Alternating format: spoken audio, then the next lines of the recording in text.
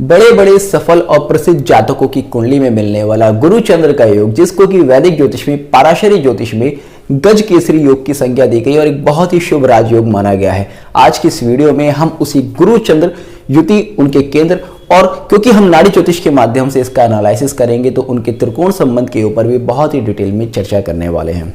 जब भी गुरु चंद्र की युति, उनके केंद्र संबंध और उनके त्रिकोण संबंध के बारे में चर्चा की जाती है तो अक्सर कहा जाता है कि एक बहुत ही शुभ राजयोग है जो कि हमेशा उत्तम परिणाम ही देता है। किंतु जब हम प्रैक्टिकल इसका एनालिसिस करते हैं तो कई बार देखा गया है कि इसके बहुत ज़्यादा अशुभ परिणाम भी होते हैं। तो इस योग के शुभ परिणाम क्या होते हैं, अशुभ परिणाम क्या होते हैं, दोनों ही बिंदुओं पर हम इस वीडियो में चर्चा करेंगे। जब भी किसी जातक की कुंडली में योग बनता है तो बहुत सारे एस्ट्रोलॉजर्स उसको बताते हैं कि आपकी कुंडली में गज केसरी योग बन रहा है और आप जीवन में बहुत ज़्यादा प्रसिद्धि प्राप्त करेंगे, बहुत ज़्यादा सुख भोगेंगे। किंतु बहुत सारे जातक अक्सर ये शिकायत करते हैं कि भाई मेरी कुंडली में गज केसरी योग है मगर मुझे उसका फल नहीं मिला। ऐसा क्यों हो रहा है, इस योग के कहाँ पर, किस लेवल पर शुभ परिणाम होते हैं और किस लेवल पर इसके अशुभ परिणाम होते हैं, बहुत ही डिटेल में ये सारी बातें चर्चा करेंगे। जैसे कि नाम से ही स्पष्ट होता है, गज और केसरी, ये योग स्ट्रेंथ को शो करता है। गज यानी हाथी, केसरी यानी कि शेर। हाथी जो कि शरीर से बलवान है और शेर जो कि शरीर और मस्तिष्क दोनों से ही बलवान है। तो जब भी किसी व्यक्ति की कुंडली में योग बनेगा तो आप देखेंगे ऐसा व्यक्ति मानसिक रूप से बहुत ही ज़्यादा सुदृढ़ होगा।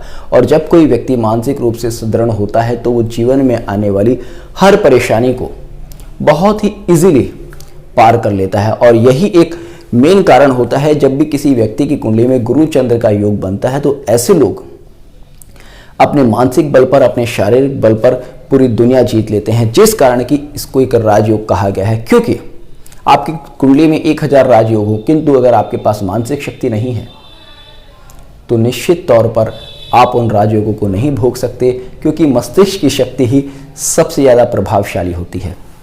चंद्र को कालपुरुष कुंडली में 4 भाव का स्वामी होने के कारण मन का कारक माना गया है और गुरु जो कि 9वें भाव का स्वामी होने के कारण कुंडली का सबसे ऑस्पिशियस, सबसे ज्यादा शुभ ग्रह होता है और नैसर्गिक शुभ ग्रह गुरु को ही माना गया है। तो जब भी किसी व्यक्ति के चंद्र के ऊपर गुरु का प्रभाव आएगा तो ऐसा व्यक्ति मानसिक रूप से बहुत ही ज्यादा सुदृढ़ होगा।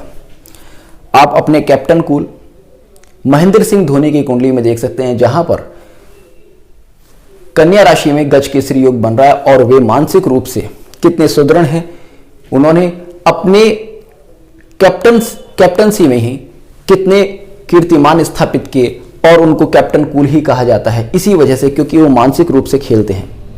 उन्होंने जितनी भी प्लानिंग्स की, जितने भी डिसीजंस लिए, उनके माध्यम से उन्होंने भारत को बहुत ज़्यादा सफलता दिलाई। ऐसे लोगों का अगर आप फिजिकल स्ट्रक्चर देखेंगे तो ऐसे लोग शरीर से भी कई बार काफ़ी स्ट्रॉन्ग देखे जाते हैं और ऐसा भी देखा जाता है कि अगर वे लोग अपनी फिटनेस पर ध्यान न दें तो उनका वेट काफ़ी बढ़ जाता है। मोटे थुलथुल लोग भी आपको गुरु चंद्र के योग वाले ही मिलेंगे और आप देखेंगे इन लोगों का फेस अक्सर देखा गया है गोल होता है या इनकी नाक चंद्राकार होती है।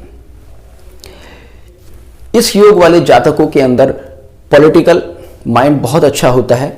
ऐसे लोग पॉलिटिक्स में और समाज के जितने भी इस तरह के काम हैं जहां पर कि आपके दिमाग का यूज होता है, जहां पर भी आपके सम्मान का यूज होता है, वहां पर ये लोग बहुत ही अच्छे से वर्क कर पाते हैं। क्योंकि चंद्र रानी का कारक है और गुरु जीव कारक ग्रह है। जब भी जीव कारक ग्रह को रानी का और प्रजा का सपोर्ट मिलेगा, 4 भाव का कारक होने के कारण चंद्र को प्रजा का कारक भी माना गया है। इसलिए जब गुरु के ऊपर चंद्र का प्रभाव आता है तो ऐसे लोगों को प्रजा का सहयोग मिलता है और इस वजह से ये लोग पॉलिटिक्स में भी सक्सेसफुल होते हैं।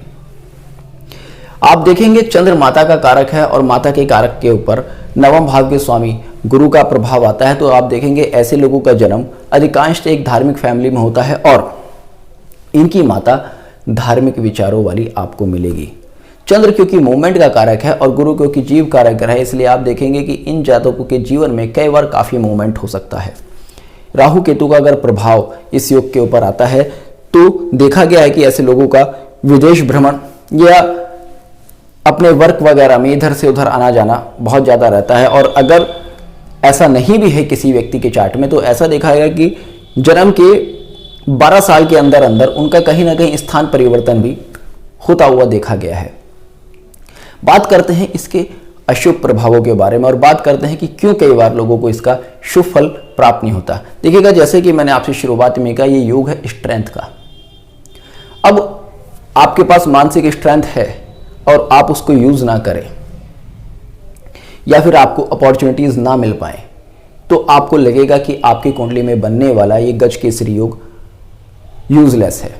क्योंकि जब तक किसी व्यक्ति की कुंडली में शनि बहुत ज्यादा मजबूत नहीं होगा, जो कि कर्म का कारक है, तब तक गज केसरी योग उसको अपॉर्चुनिटीज नहीं देगा। स्टिल जब भी किसी व्यक्ति की कुंडली में ये योग बनता है गुरु चंद्र का, तो ऐसे लोग अपॉर्चुनिटी मिलने पर उसका बहुत ही अच्छे से लाभ उठाकर अपने जीवन में सक्सेस प्राप्त करते हैं। और किसी व्यक्ति को अपॉर्चुनिटी सही टाइम पर ना मिल पाए तो वो अक्सर ये शिकायत करता है कि भाई मुझे इस योग का कोई लाभ नहीं मिल रहा। उसके बाद शारीरिक स्ट्रेंथ देता है, मगर कई बार ये योग बीमारियां भी दे देता है। बीमारियां किस तरह से? बचपन में अक्सर देखा गया है कि ऐसे जातकों को इंडाइजेशन की प्रॉब्लम होती है या टाइफाइड वगैरह की प्रॉब्लम हो जाती है या फिर निमोनिया वगैरह होता है, शरीर में कहीं पानी भर जाने की समस्या अक्सर ऐसे जातकों के साथ देखी गई है। और एज बढ़ने के साथ इन लोगों में फैट भी देखा गया है। इन लोगों को कोशिश करनी चाहिए कि किसी तरह से अपने फैट पर कंट्रोल करें, अदरवाइज जब इनका फैट बढ़ना शुरू होता है तो वो कंट्रोल से बाहर हो जाता है। जब तक ये फिट है, बॉडी में स्ट्रेंथ है, तब तक है। उसके बाद जहां एक बार फैट बढ़ना शुरू हुआ, वो एक्सट्रीम लेवल पर बढ़ना शुरू हो जाता है और इनको बीमारियां घेरनी शुरू कर देती हैं। डायबिटीज और किडनी से रिलेटेड प्रॉब्लम्स इन लोगों को अक्सर होती हुई देखी गई है। उसके बाद अक्सर देखा गया है कि इन जातकों का फीमेल्स के प्रति कई बार काफी झुकाव होता है और इस वजह से ये योग इनके जीवन में बदनामी भी दे देता है। तो इस लेवल पर तो इन लोगों को विशेष ध्यान देना चाहिए। अगर बुध का प्रभाव भी इस योग में आता है तो ऐसा बहुत ज्यादा देखा गया है। मल्टी मैरिजेस के आप जितने भी चार्ट्स देखेंगे उनमें कहीं ना कहीं गुरु चंद्र का रिलेशन आपको मिलेगा ही मिलेगा, चाहे वो त्रिकोण से मिले, चाहे वो दृष्टि से मिले। तो इसलिए ये योग इन कामों में बहुत ज्यादा अशुभता देता है। और बाकी पॉलिटिक्स वगैरह में आपको सक्सेस दे ही रहा है, मेंटल स्ट्रेंथ आपको दे ही रहा है, तो मिक्सचर इस योग के प्रभाव देखे जाते हैं। होपफुली आपको आज का वीडियो पसंद आया होगा, तो जुड़े रहेगा अष्ट सूत्र के साथ। मिलते हैं नेक्स्ट वीडियो में, तब तक के लिए जय हिंद, जय भारत।